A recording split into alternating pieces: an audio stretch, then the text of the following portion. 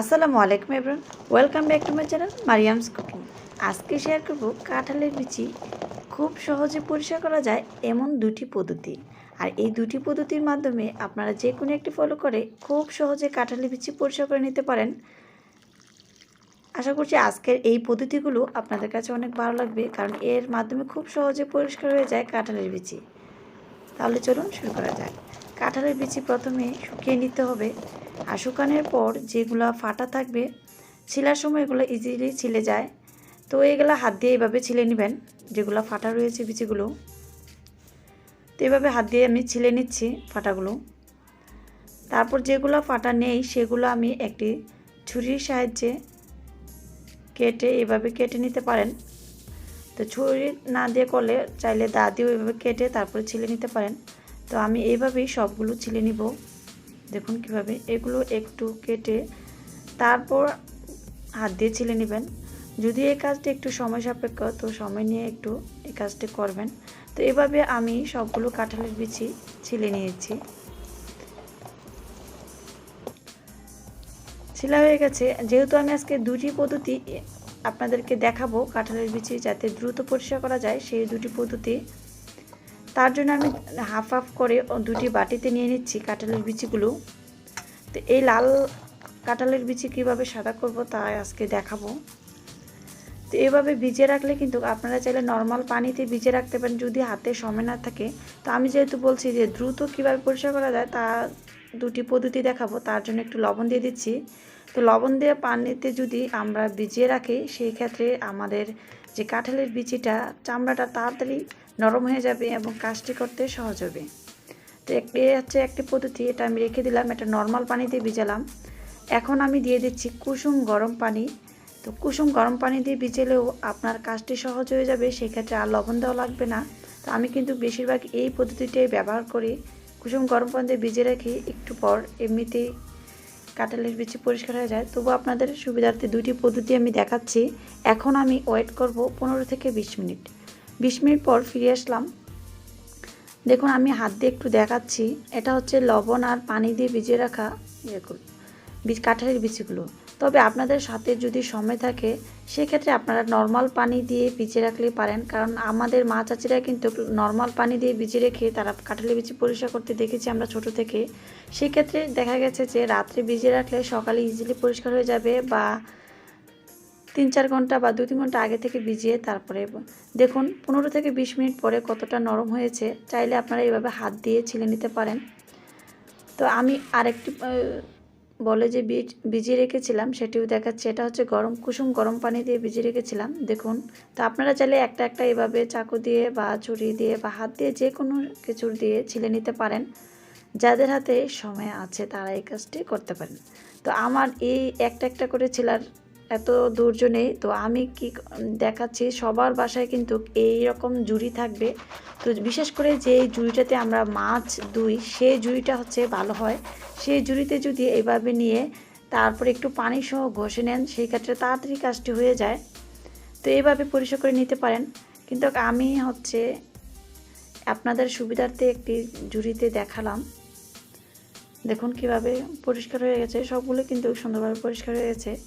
তো যারা গ্রামে বাড়িতে আছে তারা কিন্তু পুকুরে বা টিউবওয়েলের যে পাকায় সেটাই ঘষলেই হয়ে যায়। তো আমরা যারা শহরে আছি তাদের জন্য এই পদ্ধতিটি অ্যাকচুয়ালি। এখন আমি কিন্তু যেটা কুসুম গরম পানি দিয়ে ভিজিয়ে রেখেছিলাম সেটাই প্রথমে নিচ্ছি, কারণ সেটা আগে অ্যাক্টিভ হয়। তো পানি সহ এই যে এরকম মাটির যে মাছ ধোয়ার যে বাটিটি থাকে সেটাতে নিয়ে এভাবে হাত দিয়ে ঘষলেই হবে। দেখুন কিভাবে সহজে পরিষ্কার হয়ে যাচ্ছে। 1 কেজি কাঁঠালের বিচি পরিষ্কার করতে আপনার সর্বোচ্চ সময় লাগবে 8 থেকে 10 মিনিট। আর খুব ইজিলি এভাবে আলতো করে ঘষবেন, আর একটু পর পর পানিটা চেঞ্জ করে ধুয়ে দিবেন। দেখুন আমি একটা ধোয়ার পর দেখাচ্ছি কতটা পরিষ্কার হয়েছে। দেখুন প্রায় 80% কিন্তু পরিষ্কার হয়ে গেছে। তো এইভাবে আবার একটু পানি দিয়ে তারপর ঘষে পরিষ্কার করে নেব। আমি যে পানিটা ভিজিয়েছিলাম সেই পানিটা দিয়ে আবার ঘষে নিচ্ছি। এভাবে ঘষে ঘষে পরিষ্কার করে নিচ্ছি। তো আপনাদের সুবিধার্থে কিন্তু আমি ভিডিওটা তেমন স্কিপ করি নাই, পুরোটাই দেখাচ্ছি। তো এইভাবে পরিষ্কার করলে তাড়াতাড়ি পরিষ্কার হয়ে যাবে আর সময়টা কম লাগবে। যদি আপনারা চান যে গরম পানি বা লবণ কিছুই দেবেন না, সেক্ষেত্রে নর্মাল পানি দিয়ে অনেক আগে থেকে ভিজিয়ে রাখতে হবে, কিন্তু পরিষ্কার ঠিকই হবে। এভাবে যদি মাটির পাত্রে বা যেই পাত্রে, এইগুলো কিন্তু অ্যাভেলেবেল বাজারে কিনতে পাওয়া যায়, মাছ ধোয়ার যে বাটিগুলা, মাছ ঘষার পরিষ্কার করার। তো এগুলাতে ঘষলে আমি দেখেছি 2-3 বছর ধরে আমি এটাতেই পরিষ্কার করি, কারণ এখানে সবচেয়ে কম সময় লাগে আর পরিষ্কারটা অনেক সুন্দর হয়। দেখুন কত সুন্দর, একদম সাদা জকজক হয়েছে। আর এইভাবে পরিষ্কার করে কিন্তু যে কোনো কিছু কাঁঠালের বিচি দিয়ে তৈরি করতে পারবেন, হালুয়া, বরফি, সন্দেশ। আবার বেশি করে একদিন পরিষ্কার করে রেখে দিতে পারেন ডিপ ফ্রিজে, সেক্ষেত্রে সারা বছরই খেতে পারবেন। দেখুন কত সুন্দর পরিষ্কার হয়েছে। এটা হচ্ছে একটা পদ্ধতি দেখাচ্ছি, যেটা আমি গরম পানিতে ভিজিয়ে রেখেছিলাম। আর এবার দেখাবো লবণের পানি দিয়ে যে ভিজিয়ে রেখেছিলাম, সেটাও কিন্তু আমি এটা পরিষ্কার করে পরে দেখাচ্ছি। তো আপনাদের হাতে যদি সময় থাকে, যদি চান যে লবণ দিতে না চান, সেক্ষেত্রে একটু সময় নিয়ে ভিজিয়ে রাখলে হবে। দেখুন আমি একটু ঘষা দিয়ে দেখাচ্ছি কীভাবে পরিষ্কার হয়ে যায়।